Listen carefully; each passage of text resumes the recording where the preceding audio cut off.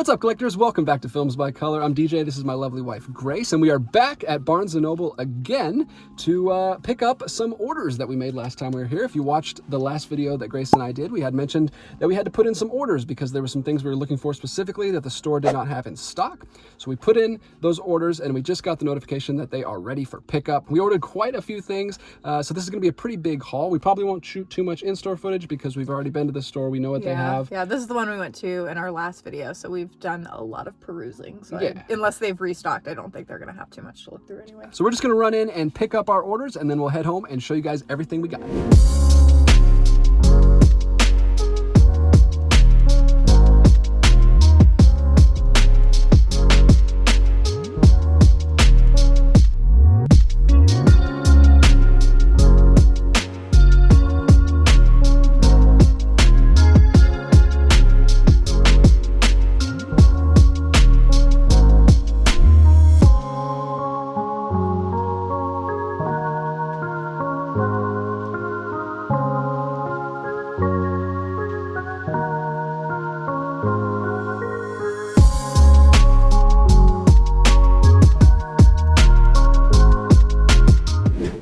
We're back at home and we have so many things to show you guys. This is our biggest haul of the month, and I'm very excited. Your biggest haul of the month. Yeah, I got quite a few things, and you got some really cool finds as well. So let's go ahead and jump right into it. Let's not waste any more time. I'll go ahead and start with Lonesome. This is a film that I first heard about from my good friend John, who's been in several of these videos this month. He wrote a book called Summer Movies, and this is actually the first one in the book. So if we go right here to page 7, there it is, Lonesome right there. It is about two single New Yorkers share a romantic 4th of July weekend at Coney Island. And this one caught my eye because I personally love movies about circuses and carnivals and that whole aesthetic. And this is like a county fair type thing, Coney Island. And he also has this film paired as a double feature with Speedy, which is another film that's already in the collection. It's a Harold Lloyd film that I have seen. I watched it with our son and enjoyed it quite a bit. So I'm looking forward to checking out Lonesome. He said a lot of great things about it. He's got me excited to check it out. As a very cool illustrated cover there, and some very pretty, very cool design that goes all the way through. So I'm very excited to check this one out. This is from the golden age of Hollywood. This is from 1928, so pre-sound era. So I love that kind of stuff. I'm very excited to check out Lonesome by Paul Theos. So that's my first one. What's your first one? All right, my first one is one I've actually seen. This doesn't happen often, I'm going to be honest. But we watched this one recently and absolutely adored it. Yeah, we watched this on the channel. It's streaming on Criterion channel? Yes. Design for Living, Ernst Lubitsch. He's never steered us wrong yet. We've seen Shop Around the Corner. To Be or Not to Be. To Be or Not to Be. Also in the collection. We watched that last year. Yes, and then we have Heaven Can Wait. But we haven't watched it yet. We haven't watched it yet, yeah. And love Lubitsch in this household. Love it, yes. And I got this because I fell in love with Miriam Hopkins and Jekyll and Hyde. And again, I think I mentioned this, but Bailey in the comments recommended a bunch of Miriam Hopkins films in the collection to me, and this is one of them. Very ahead of its time. Yeah, pre-code. So it's a pre-code film. The way they discuss sex, or the way they portray sex in relationships, is like super modern and like pretty shocking for the time. Yeah, I can't imagine this coming out like in the time and watching it, like what people thought of it. But that must have been pretty crazy. It's Frederick March too, is in this. It's hilarious. It's so great. It's the dialogue is great. Lubitsch directing, but the script is written by the gentleman who wrote His Girl Friday. Oh, and you that's can right. absolutely tell because it's such a snappy, hilarious, it's great. Dialogue-heavy script. It's really, really good. But it's Frederick March, who was in Jekyll and Hyde with her, and then also Gary Cooper, which I had never seen him in anything else, I don't think. But he was great as well. And the throuple was wonderful together. So we like Frederick March a little bit more. He's we were on his side. Yeah.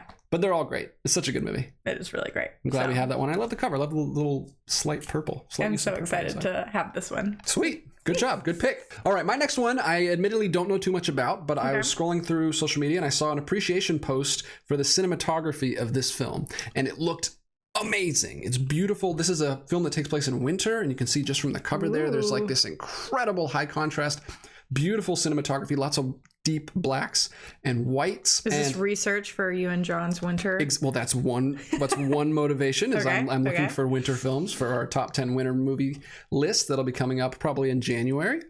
So I got to do some research for that. But also, I'm a big fan of Czech cinema. I've talked a lot on this channel about my love for Karel Zeman. Mm-hmm. I recently watched Daisies, which is another Czech film. Yeah. So I've been watching a lot of Czech films lately. I really like the way they make films. So I'm going to be checking out Markéta Lazarova.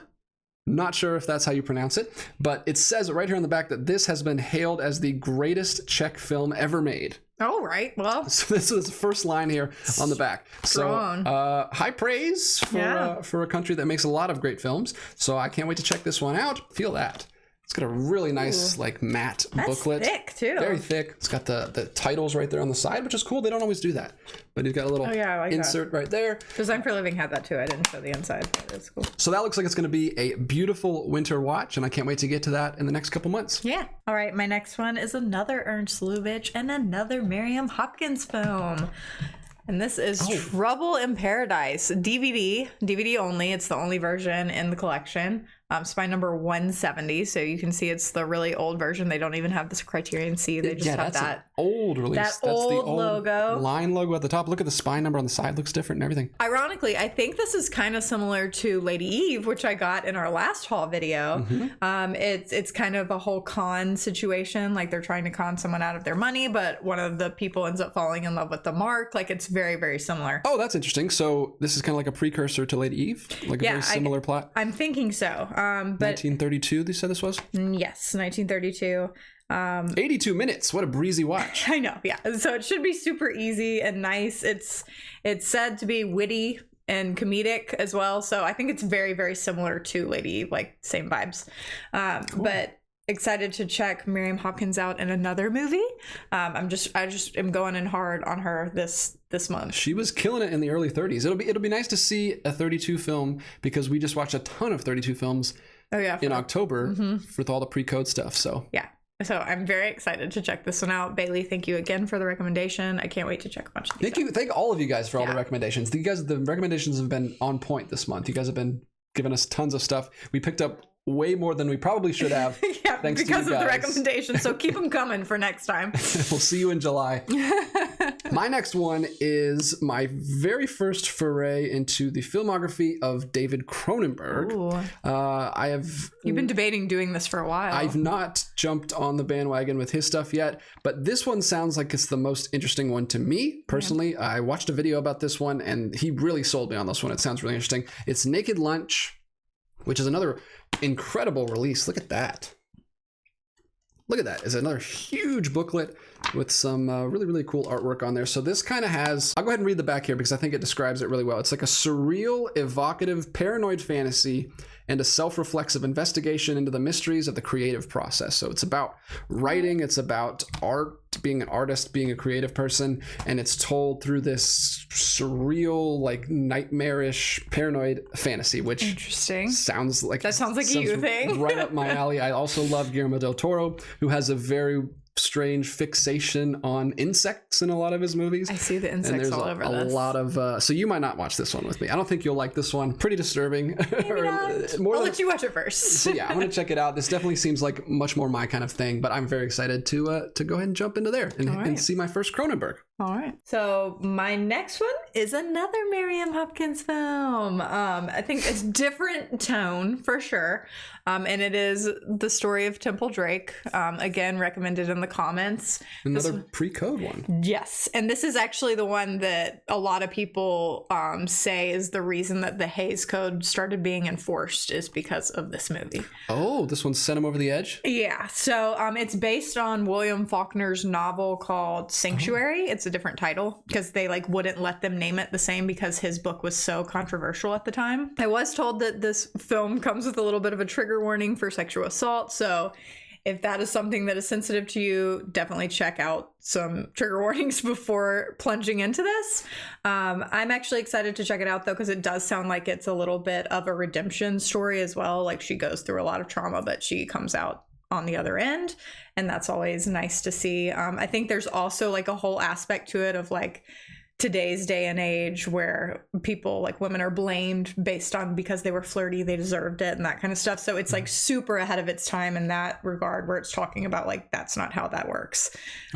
So I'm really excited to check that out and see her be amazing because from what it sounds like and everything that I've read online, because I did my trigger warning research, it sounds like she is absolutely a powerhouse in this film. So I can't wait to check it out and see how great she is. It sounds very similar to her performance in Dr. Jekyll. Yes, exactly, which is why the place that I really started liking her. So the next year, it's 33. Is that right? Yeah, 33. Wow. So that must have been tough to do both of those roles right in a row. Well, they probably saw her in that one. We're like, yeah, she's good. Let's get her again. And it's also extra fun fact for a not so fun movie. It is in a small town in Mississippi, which I am from Mississippi. So that's just an extra little tidbit. I should have known when it said William Faulkner that because he's from Mississippi. But so I feel like I'm going to have a lot of personal vested interest in this film. Okay. We'll have to pick the right night. That sounds like a heart Might be a little bit of a downer. Yep. But I'm sure it's great. I'm excited to check it out with you. Thanks. My next one is also a DVD only. You had one DVD only. This one's not available on Blu-ray. This is one I wanted to pick up since last year. I watched it last year in my December Christmas movie watch through. This is a movie that takes place at Christmas time. I don't know if a lot of people would call it a Christmas movie, but it takes place at Christmas time, and it is called Mon Oncle Antoine. This is a film by Claude Jutra, or Claude Jutra. I'm not exactly sure how to pronounce it, but he's a Canadian filmmaker who I first became aware of when I watched his short film A Cherry Tale on the Criterion channel with our son. I watched that, and it's a hilarious short. I've never heard him laugh so hard at a live action short. It's actually live action and stop motion. It uses both of those. It's a black and white short, I think from 1950, and it's very funny. It's just like a comedic short of him trying to sit on this chair, and the chair keeps moving. I remember y'all watching that. Yeah, and he was howling. Thought it was hilarious. It's hilarious. This is a completely different kind of film. This is a very quiet, melancholic coming-of-age story for this young boy who's living with his uncle, who lives in 1940s rural Quebec. Which is a area of the world I've never seen. It's just completely barren, very small town, snow everywhere. Basically just kind of very naturalistic, kind of rough life of this young boy whose uncle works for an undertaker, I think. So he's coming of age, and he kind of stumbles across his uncle having an affair. So it's him learning about sex, him learning about death, all these really important, ominous things that we have to learn about at a certain age. I think he's 12. He's probably he's a young teenager. Yeah. Okay. And it takes place all around Christmas time. I think right around Christmas Day. So I watched this one last year, and I'm happy to have it in the collection now because I like to collect Christmas movies, and this is a more slow, contemplative Christmas movie. It's not Die Hard or Home Alone or anything, but it'll be one that I like to revisit every few years maybe because I love coming of age stories, and I think this is a really well told one. And it says right here, speaking of, first line on this one says that this has been consistently cited by critics and scholars as the greatest Canadian film of all time. Jeez, you're just collecting all the greatest from each country. I'm just got to collect them all. I've got the guys. Best Canadian film and the best Czech film. But no, that's a fun little one. If you haven't seen that one, I don't usually see it in stores. That's why I had to order it because it is DVD only. But I highly recommend it. I think it's really good. All right. And my last one is a box set that I am very, very excited to finally own. I had 2 box sets on my list that I was considering getting this month. I ended up going with this one. This is from the great Abbas Kiarostami, and it is the Coker trilogy. It's really beautiful. It's an incredible release. I'll show it here in a little bit, but about the films, I've only seen the first film in this set, which is Where's the Friend's House, which I watched just a couple weeks ago, and I was watching part of it. In the room when I was finishing it up, so you saw some of it. Beautiful movie. I fell in love with the movie. It's all about, I love movies about childhood and about focusing on children. This one is about a kid who accidentally takes one of his friend's notebooks home from school, and the kid can't do his homework, and he's already been reprimanded several times that if he doesn't do his homework one more time, he's gonna get kicked out of school. And the kid feels so bad about it, and he just wants to get the notebook back to his friend, but he doesn't know where his friend lives. And it's just his odyssey, his quest to try to return it. And it's in this little town of Coker. That's why it's called the Coker trilogy. It's a beautiful movie. It's all about parenting, which is another theme that I always like watching in films, and how our generational trauma can we pass it on to our next generation. We become our parents and bring all that baggage with us. And there's a lot in it about nature versus nurture, and how the natural goodness and kindness of the child is there in the beginning, and then it eventually gets beaten out of us by society and by adults and becoming adults. And so it's another coming of age story. When I was in the room with you watching it, it kind of reminded me of where Winter's Bone drew a lot of inspiration, very low stakes quest. Yeah. I mean, and I didn't love it when I watched it back in the day, but that was before I really was getting into film and watching stuff. And I've seen a lot of inspiration pulled from other sources for that movie, and I'd like to go back and watch it now, but I can really see it in this movie because it's kind of just like, I think she's like looking for her mom, and she's like going door to door in a town trying to figure out where her mom is. But it felt very much like this, of him just like trying so desperately to do like a really low stakes thing, but he's like just putting his whole heart into it, and it was really sweet. Yeah, I think that's what this whole trilogy is about. I think it's about showing like the magic of just everyday ordinary life. And what's really cool about this set, and I can't wait to watch the other two films, because apparently the sequel also has the same kid, but it's about the actor who plays the kid in the first movie. It kind of turns into more of a pseudo documentary style. Like he starts to pull the curtain back, and I think it goes even further with the third film. So if you look with the Russian doll packaging. So if you look at the packaging here, you've got 3 films there, and then you pull it out, and it's got this crazy, so it's got the die cut on the front, but then it's got this even more complicated thing here. So this is the digipack, and all 3 films are in there, but instead of being next to each other, they're like inside of each other. So if you pull back, the third film, Through the Olives, is right there, and the second film is right there, and then all the way on the inside is where you have Where the Friend's House is. So it starts with this film, and then it kind of, like I said, pulls the curtain back, and the world gets bigger as you go. There's also a booklet in here for this one.